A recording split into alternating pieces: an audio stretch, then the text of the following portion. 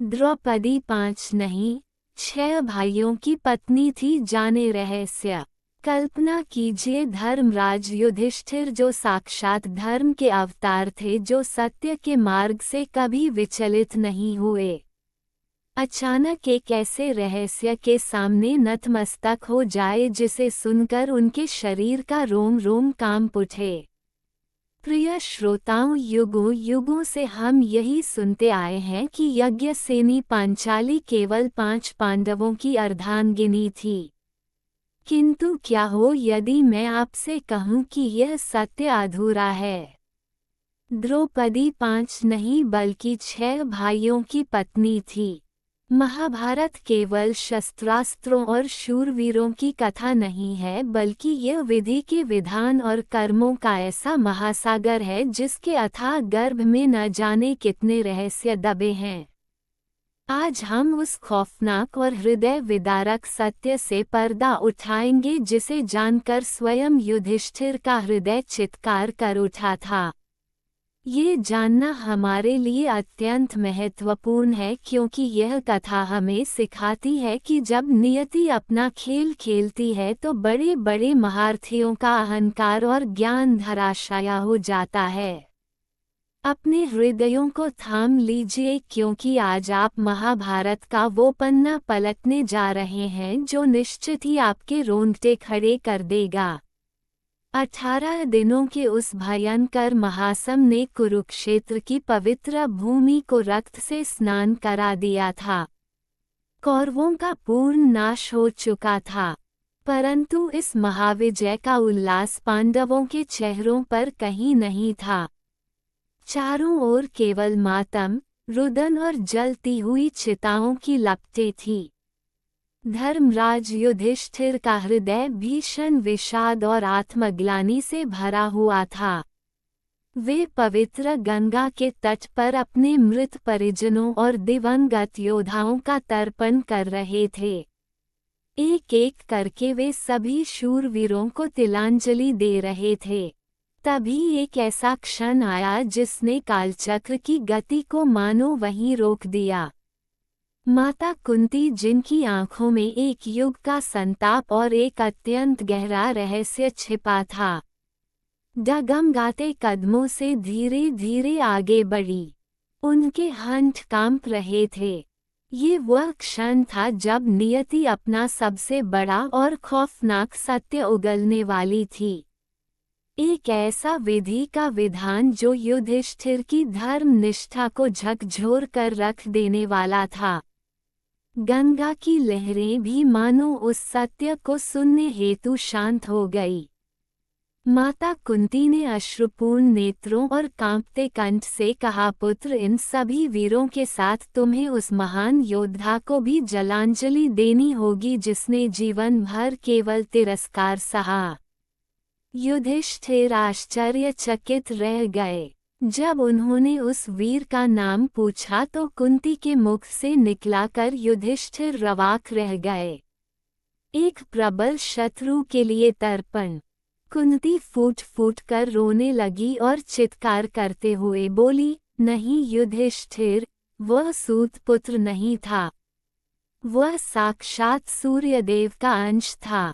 वह मेरा प्रथम पुत्र था। वह तुम पांचों का ज्येष्ठ भ्राता था। इस भयंकर सत्य ने मानो कुरुक्षेत्र की भूमि को ही फाड़ दिया। धर्म की रक्षा के नाम पर अनजाने में हुई भ्रातृ हत्या का महापाप सुनकर युधिष्ठिर का रोम रोम कांपने लगा। ज्येष्ठ भ्राता कुंती के इन शब्दों ने युधिष्ठिर के मस्तिष्क पर वज्रपात कर दिया। साक्षात धर्म के अवतार माने जाने वाले धर्मराज धड़ाम से गंगा की रेत पर गिर पड़े। उनके नेत्रों से अश्रु नहीं मानो रक्त की धारा बहने लगी। जिस शूरवीर योद्धा को उन्होंने जीवन भर सूतपुत्र कहकर अपमानित किया वह उनका अपना ही रक्त था। परंतु इस भ्रात हत्या के शोक के बीच युधिष्ठिर के मन में एक अत्यंत खौफनाक विचार ने जन्म लिया। एक ऐसा विचार जिसने उनकी आत्मा को चीर कर रख दिया। यदि कर्ण उनका सबसे बड़ा भाई था तो माता कुंती के उस आदेश का क्या जिसमें उन्होंने कहा था पुत्रों जो भी भिक्षा लाए हो उसे आपस में बांट लो।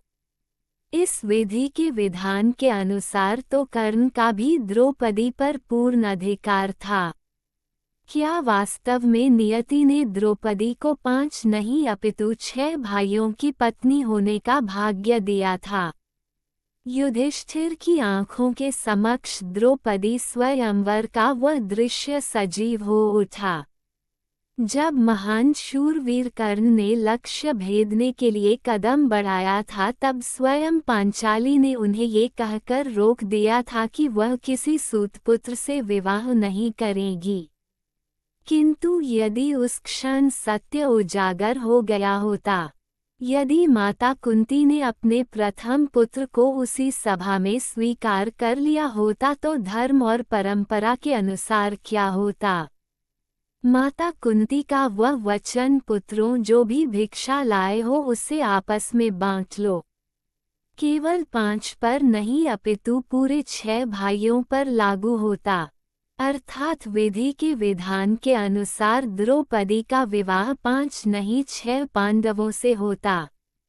ये सोचकर ही युधिष्ठिर की रूह कांप गई कि जिस स्त्री के सम्मान के लिए इतना भीषण रक्तपात हुआ, उसके भाग्य की डोर उस छठे भाई से भी बंधी थी जिसे उन्होंने जीवन भर अपना सबसे बड़ा शत्रु माना।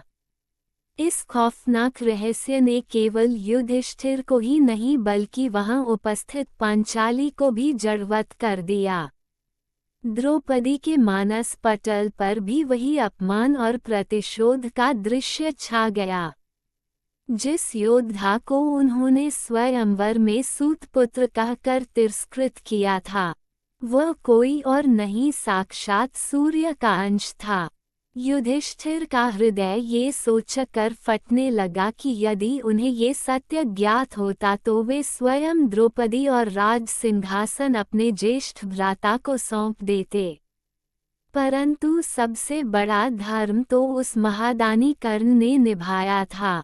युद्ध से पूर्व ही भगवान श्री कृष्ण ने कर्ण को ये सत्य बता दिया था, लेकिन उस दानवीर ने ये रहस्य इसलिए अपने सीने में दफन रखा ताकि पांडवों की एकता और द्रौपदी का सम्मान ना टूटे। यह विधि का विधान ही था जिसने कर्ण को अपना सर्वस्व त्यागने पर विवश कर दिया। युधिष्ठिर का हृदय इस महापाप के बोझ से छटपटाने लगा।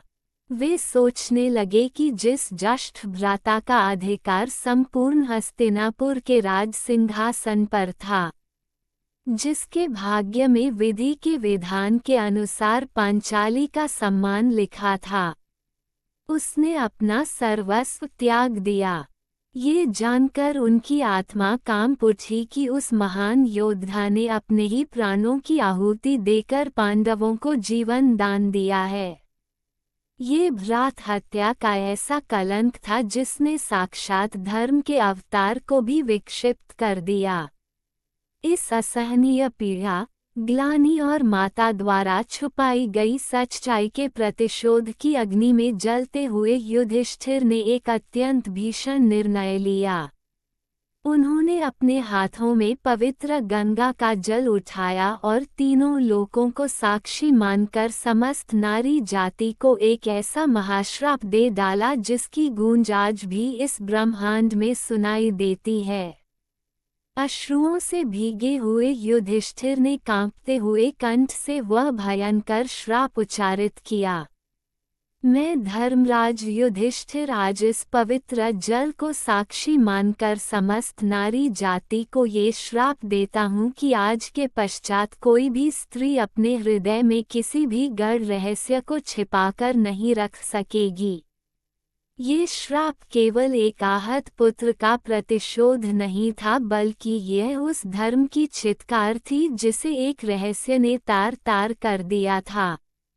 यदि माता कुंती ने वह सत्य ना छिपाया होता तो ना वह महाविनाश होता और न ही विधि का विधान द्रौपदी के भाग्य को इस खौफनाक दोराहे पर लाकर खड़ा करता। कर्ण का अधिकार, पांचाली का भाग्य और कुरुवंश का भविष्य, सब कुछ इस एक सत्य की भेंट चढ़ गया। ये श्राप युगों युगों तक उस महान योद्धा के मूक बलिदान की गवाही देने वाला था। श्राप देने के पश्चात जब युधिष्ठिर ने पलटकर माधव की ओर देखा तो श्री कृष्ण की उन गहरी आंखों में उन्हें संपूर्ण ब्रह्मांड का सत्य नजर आया। भगवान वासुदेव तो त्रिकालदर्शी थे, वे ये सब पहले से जानते थे। युधिष्ठिर समझ गए कि यह सब उसी विधि के विधान का हिस्सा था जिसे कोई नहीं टाल सकता। यदि कर्ण पांडवों के साथ आ जाते तो दुर्योधन कभी युद्ध का दुस्साहस ना करता।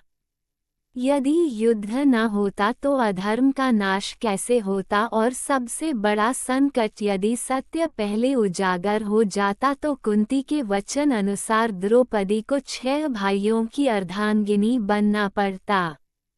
समाज की मर्यादा और धर्म की रक्षा हेतु उस महान योद्धा कर्ण ने स्वेच्छा से अपने अधिकारों और प्राणों की बलि दे दी। नियति का ये क्रूर और खौफनाक चक्र देखकर युधिष्ठिर का रोम रोम पुनः कांप उठा। इस खौफनाक रहस्य ने पांडवों के जीवन की दिशा ही बदल कर रख दी। जिस महाविजय का वे उत्सव मनाना चाहते थे, वह उन्हें अपनी पराजय से भी अधिक पीड़ादायक लगने लगी। पांचाली, जिन्हें अपने सित्व और धर्म पर अत्यंत गर्व था, वे भीतर ही भीतर यह सोचकर सिहर उठी कि यदि विधि का विधान अपनी पूर्णता पर आता तो क्या वे उस योद्धा को स्वीकार कर पाती जिसका उन्होंने आजीवन तिरस्कार किया। यह विचार ही रूह कंपा देने वाला था कि उनका वास्तविक भाग्य 6 शूरवीरों के साथ जुड़ा था। कर्ण केवल एक दानवीर ही नहीं अपितु वह ढाल था जिसने अंत तक अपने भाइयों और पांचाली की गरिमा की रक्षा की। अपने ही प्रतिशोध की ज्वाला में जल रहे पांडवों को अंततः ये बोध हो गया कि सबसे बड़ा महासम तो कुरुक्षेत्र के मैदान में नहीं बल्कि सूतपुत्र कहे जाने वाले उस ज्येष्ठ भ्राता के हृदय में लड़ा गया था। इस खौफनाक और हृदय विदारक सत्य को स्वीकार करने के पश्चात धर्मराज युधिष्ठिर ने भारी मन से अपने ज्येष्ठ भ्राता का तर्पण किया। ये तर्पण किसी शत्रु का नहीं बल्कि कुरुवंश के सबसे महान योद्धा का था। पांचाली के नेत्रों से बहते अश्रु मानो उस भूल का पश्चाताप कर रहे थे जो अनजाने में विधि के विधान के कारण हुई थी। युधिष्ठिर समझ चुके थे कि कर्ण ने न केवल धर्म की रक्षा की बल्कि अपने मौन बलिदान से द्रौपदी को उस जटिल नियति से भी बचा लिया जहां उन्हें 6 भाइयों की अर्धांगिनी बनना पड़ता। सूरज ढल रहा था और उसी के साथ कुरुक्षेत्र के रक्तरंजित इतिहास का सबसे बड़ा रहस्य भी गंगा की पावन लहरों में समा गया। उस दिन कर्ण हारकर भी जीत गए थे और पांडव महाविजय के बाद भी हार गए थे। प्रिय मित्रों, कुरुक्षेत्र की यह रक्त रंजित भूमि आज भी हमसे एक ही प्रश्न पूछ रही है। क्या समाज द्वारा थोपे गए मान सम्मान के नियम एक मनुष्य के वास्तविक कर्म और त्याग से बड़े हो सकते हैं? सोचकर देखिए। जिस योद्धा ने अपना सर्वस्व इसलिए लुटा दिया ताकि उसके भाइयों का परिवार और उनकी गरिमा बची रहे, क्या समाज ने कभी उसे वह सम्मान दिया जिसका वह अधिकारी था? यदि आज नियति आपको ऐसे दोराहे पर खड़ा कर दे जहां एक ओर आपका अधिकार हो और दूसरी ओर अपनों की रक्षा, तो आप क्या चुनेंगे? क्या कर्म की तरह मौन रहकर बलिदान देंगे या अपने अधिकार के लिए संघर्ष करेंगे? आपके विचार ही धर्म की वास्तविक परिभाषा तय करते हैं। आपको ये दिव्य कथा पसंद आई हो तो वीडियो को लाइक करें। अपने मित्रों और परिवारजनों के साथ शेयर करें और चैनल को सब्सक्राइब जरूर करें ताकि हम आपको ऐसी ही रहस्यमयी और प्रेरणादायक धार्मिक कथाएं सुनाते रहें। जय श्री कृष्ण। धन्यवाद।